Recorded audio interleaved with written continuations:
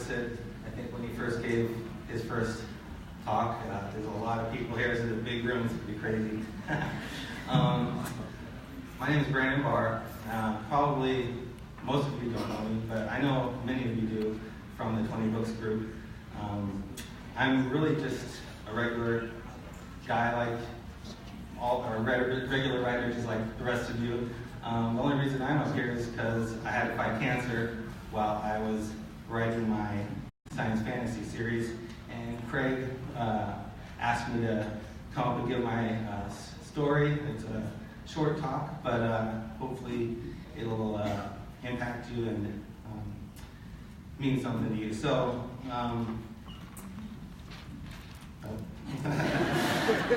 can't go without the coffee.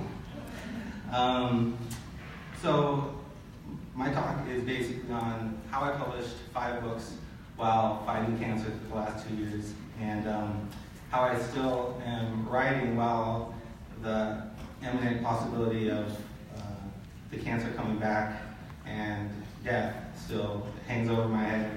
Right now, I've gone through 2 bone marrow transplants in the past 2 years, which means I've gone through the chemo, had a transplant, then relapsed, and then gone through the whole process again.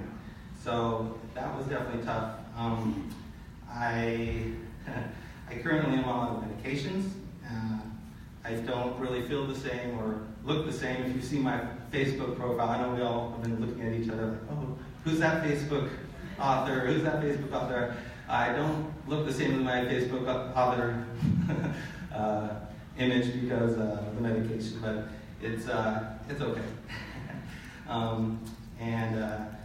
I currently have graft-versus-host disease, which means my donor cells are attacking my muscles. That's my particular issue. But I really can't complain. There's a lot of people in much worse shape than me.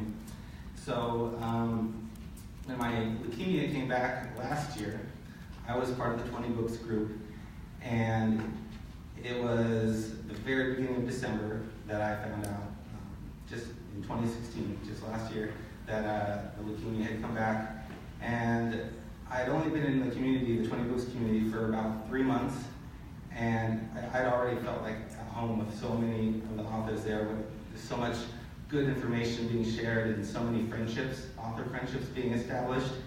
And when the diagnosis came in, Justin Sloan put a post up about my relapse, and I remember being in the hospital, receiving the chemo, and sitting down, reading my emails, and I had so many emails from authors from the 20Books group encouraging me, saying they're praying for me, saying positive energy, just thinking about me, and it really made a big difference in my the very beginning of that whole process. I just felt very encouraged and loved, and it was really an awesome experience, and it reminded me how powerful our words are. And I know that as writers, we know how powerful words are, and our stories, they go out into the world, and the readers, they're encouraged or moved or motivated or entertained by them.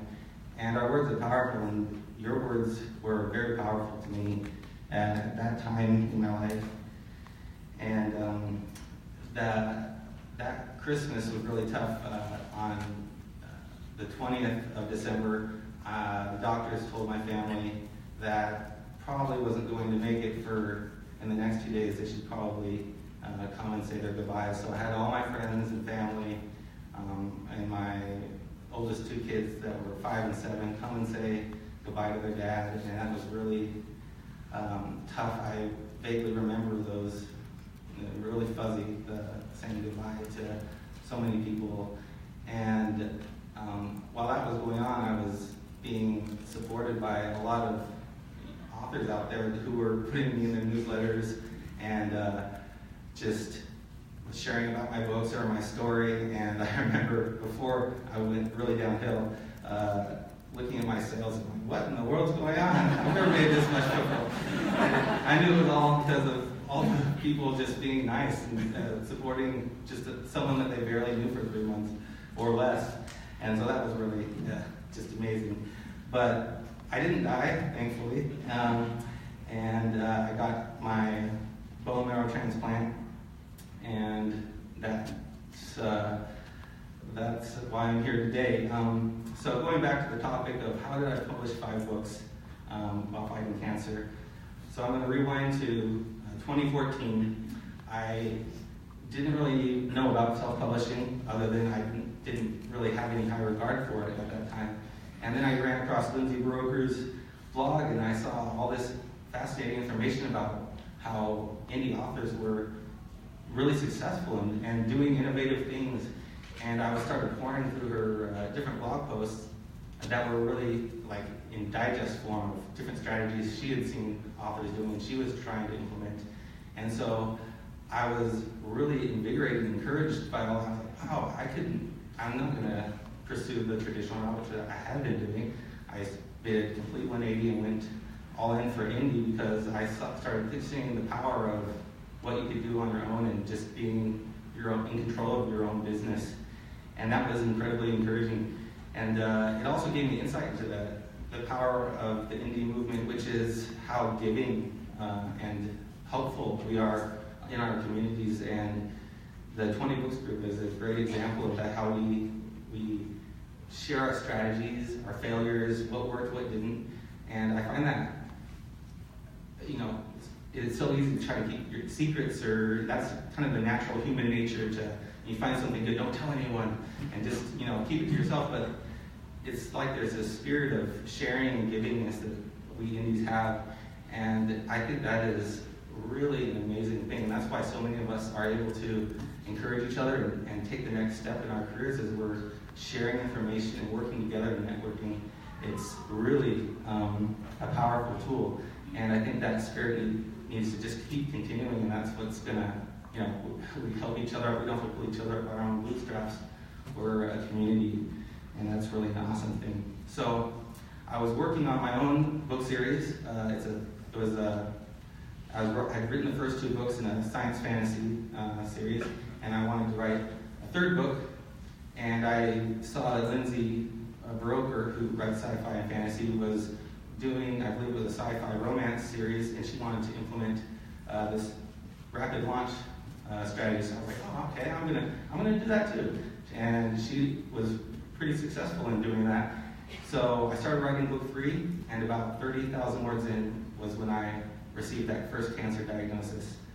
And so after that diagnosis, I went into the hospital, was admitted, and I had these kind of high-minded ideas of, well, if I die, maybe I could finish this book and my family can live off the royalties for a long time. And it's kind of a no-name author. That probably would have never happened.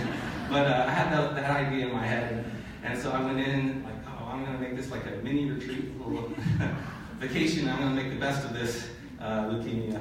So I went in, started writing, and I got about 6 or 7 days in before the chemo really just started messing with me.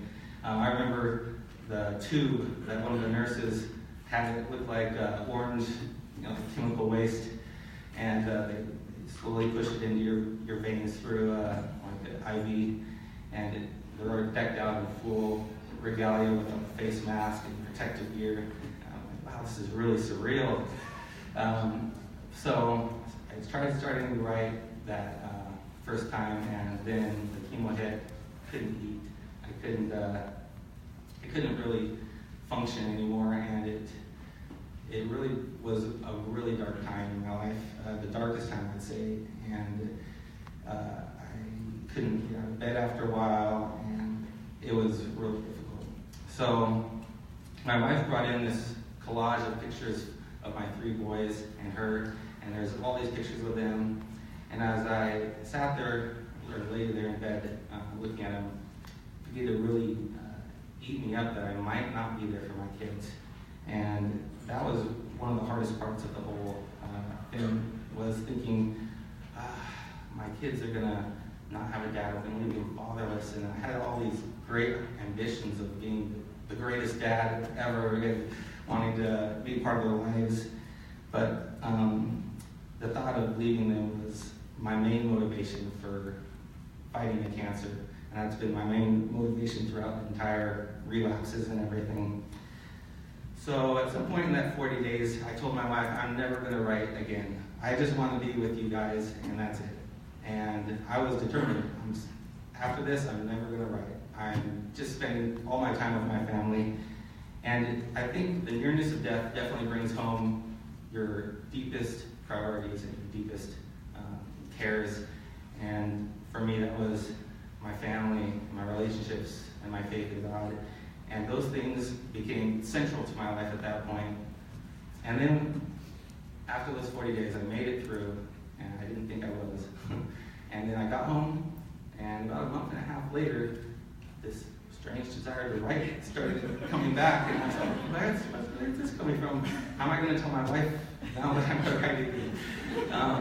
But there'd been a shift in my outlook in life, and I started seeing, okay, I really do want to prioritize my family above all else, because I now know how important they are when you're facing death, and you see that. That's what matters most. So I did start writing again, and I spent as much time with my family as they could handle. I was mostly just laying there the whole time in the recliner. So I started writing again, went to City of Hope Medical Center and received my first bone marrow transplant. And the whole time of the 30 days at City of Hope, I was writing the whole time. And it was really like a little retreat that time. I got a whole lot done. The nurses would come in and say, are you a business person working? Or why are you working? And I was like, I'm a writer, and it's fun. It gives me something to do. And several of them ended up buying my book, and that's cool. So, let's see, where am I? Okay, so the priorities changed, and I got the bone marrow transplant, and went successful. Came home, finished the book in April. The bone marrow transplant was on March 2nd, and I finished the book in mid-April. Immediately started writing a novella, kind of as a, what do you call it, hook, reader man. There we go. Reader man, I got that idea too from reading from different online sources, and that was the best idea I'd ever done. So I set a date of August 1st, 2016 to publish. And I had about 5 people on my mailing list. I had very little contact with other authors at that point. I was just realizing the value of Facebook groups and networking. And I managed to get about 100 close friends to buy the book on launch day, which totally probably messed up my also bots. And I know Chris Fox is shaking his head somewhere. I had no idea about that at that point. And then I booked promos with like eReader News Today, Barr, and those type of things. And I had a moderately, for me, a successful launch. And it was a lot of fun. And I started getting connected to the author community on Facebook. And I joined the 20Books group in September of 2016. And just started making all these great relationships. And the value of the relationships are really the center of, I think, what has helped me as an author succeed in those relationships that are so key. So I received, let's see here.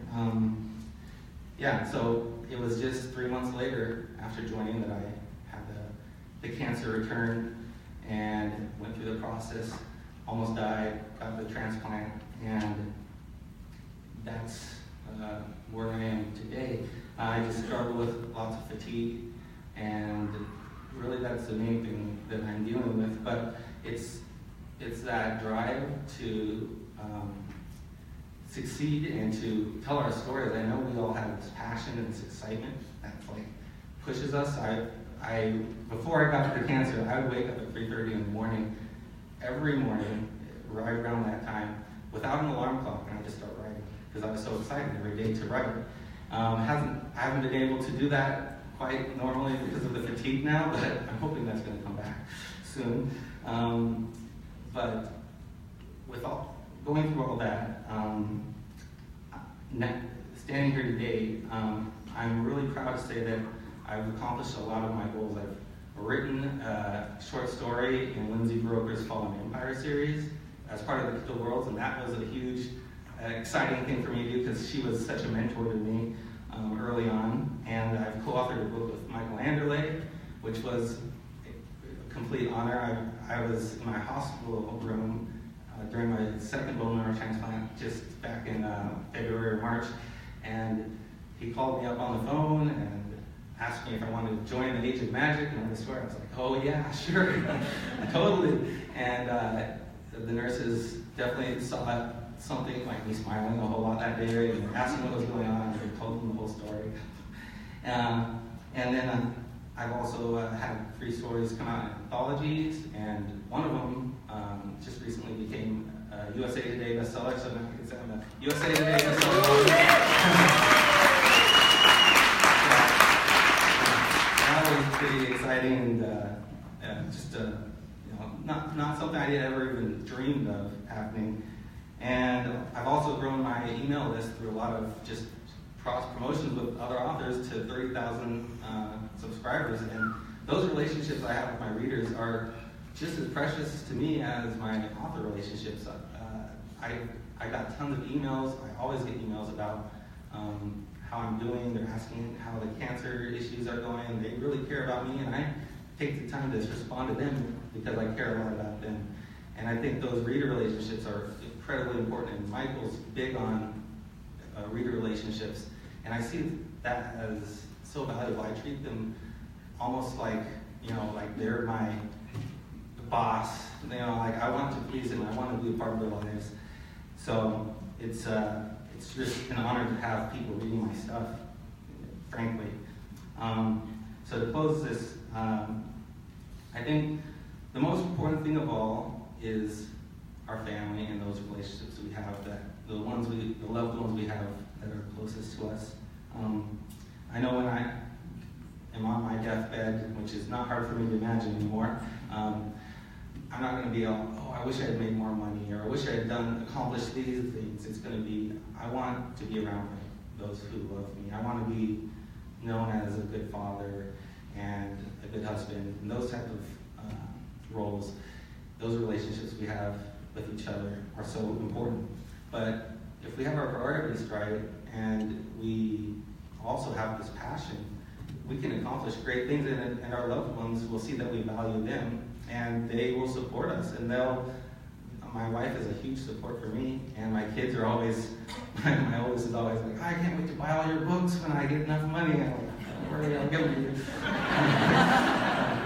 So, all that to say, it's been quite a journey, but I'm just honored to be here and be part of the 20Books group and to have so many friends among you. And I hope to meet so many more of you guys, and we can network together and accomplish our goals. So thanks for listening.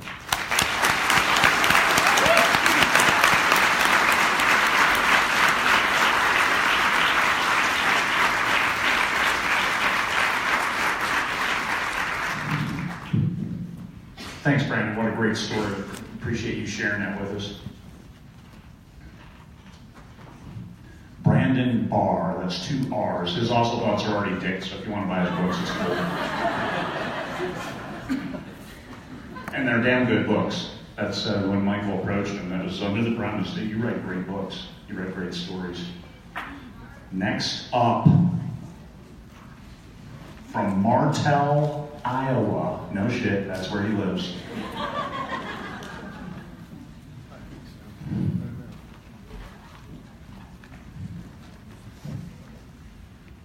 From Martelle, Iowa. You're still jumping the gun. Tell a story. They got a +80 grand. We got lots of visual things going on. Everybody saw the picture of the Scud missile, right? I gotta tell